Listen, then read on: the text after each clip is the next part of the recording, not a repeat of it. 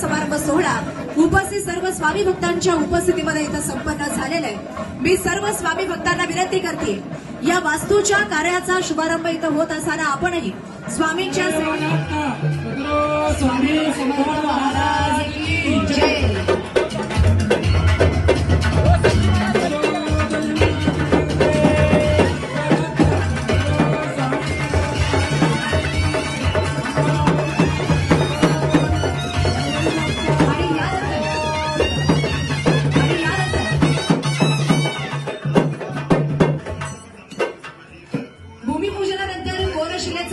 सर्व मान्यवरांच्या शुभहस्ते इथं संपन्न होतोय।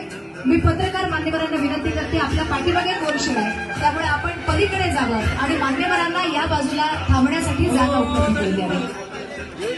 सर्व पत्रकार जय श्री स्वामी समर्थ। आज गुरुपौर्णिमेच्या या पवित्र पर्वानिमित्त मी सर्वप्रथम श्री स्वामी समर्थांना साष्टांग प्रणाम करतो। शरण येणाऱ्या प्रत्येकाला जगण्याची नवी ऊर्जा देणारे हे तीर्थक्षेत्र आहे। स्वामी समर्थांनी मानवता आणि सेवेचा दिलेला विचार श्री स्वामी समर्थ अन्नछत्र मंडळाने गेली 36 वर्ष निरंतरपणे जपला आहे। यावर्षी हे अन्नछत्र मंडळ 37वा वर्धापन दिन साजरा करत आहे।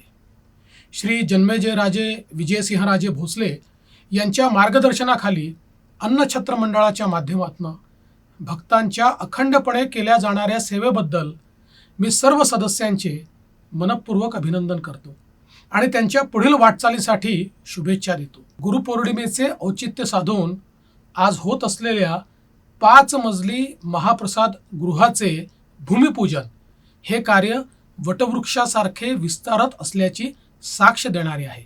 या कार्यक्रमाला मी प्रत्यक्ष उपस्थित राहणार होतो, परंतु काही कारणांनी मला आज येथे उपस्थित राहणे जमलं नाही।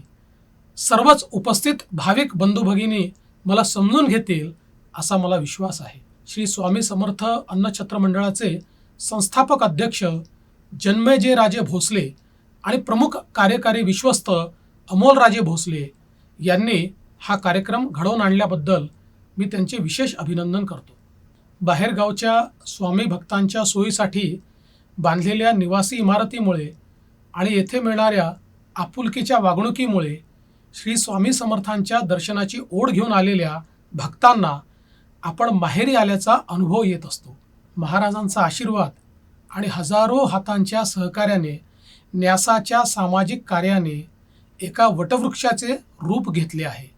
या न्यासाने अक्कलकोट शहर विकास कार्यासाठी दिलेले योगदान अत्यंत मोठे आहे। अन्नछत्राशिवाय अत्याधुनिक रुग्णवाहिका, फायर ब्रिगेड अशा अनेक सुविधा मंडळाने उपलब्ध करून सामाजिक बांधिलकीच जपली आहे। वृक्षारोपण आणि त्याचे संवर्धन या महत् कार्यात सहभागी होत मंडळाने सोलापूर अक्कलकोट रस्त्याच्या दुतर्फा वडाची झाडे लावून त्याचे जतन आणि संवर्धन केले आहे। ही अत्यंत प्रशंसनीय बाब आहे। मंडळाच्या सर्व कामांचा उल्लेख जरी करायचा म्हटला तरी हा सगळा वेळ अत्यंत अपुरा पडेल। आज भूमिपूजन होत असलेले महाप्रसादगृह नवीन तंत्रज्ञानाचा आधार घेऊन सर्व सुविधांचा विचार करून बांधले जाणार आहे। सुमारे 2500 भाविकांची महाप्रसादाची व्यवस्था यातून निर्माण होणार आहे। 60 कोटी रुपये खर्चून बांधली जाणारी ही इमारत अक्कलकोटचे सौंदर्य देखील वाढवेल यात काहीच शंका नाही।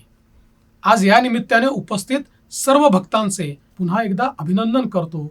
मंडळाच्या सर्व पदाधिकारी कर्मचाऱ्यांना मनपूर्वक शुभेच्छा देतो। जय हिंद, जय महाराष्ट्र।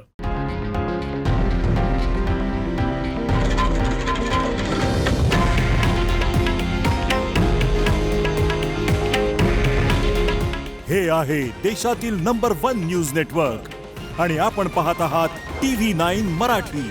काळजी तुमची, हित महाराष्ट्राचं।